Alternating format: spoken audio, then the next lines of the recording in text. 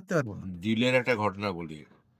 নোয়াখালীতে বিভাগীয় না উপজেলা উপপরিচালক ফ্যামিলি প্ল্যানের যেটা 4.5 কোটি টাকায় অধিগ্রহণ হয়েছে, জি। হওয়া উচিত। জি।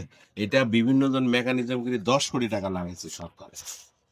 ধরো ডিসি অফিস, বিভিন্ন অফিস মিলে যেটা ধরো 1.5 কোটি দাম, 3 গুণ হলে 4.5 কোটি। কিন্তু ওটা কি মেকানিজম করে তোমার বিল লাগাইতে সরকার 10 কোটি।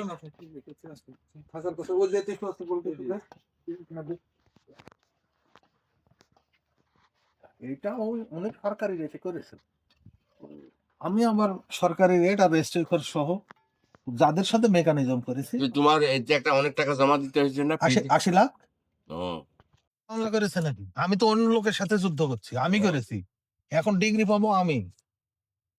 যে সব তুমি পাবা? হ্যাঁ, এখন সব আমি তুমি পাবো। যখন এত টাকা পাও, এখন তোমার ভাগিদাররা বলবে আমার ভাগ কই? তো ওরা তো বেঁচে দিয়েছে, এদের হাতে আর কিছু নাই তো। ও আচ্ছা, তোমার অংশটা বের করো। না না না, ওই জন্য তো আমি প্রিয়ামশন করতে পেরেছি, নাহলে তো পারতাম। আমি অন্য লোকের সাথে কোয়ালিশন করে এটা মামলা দেব।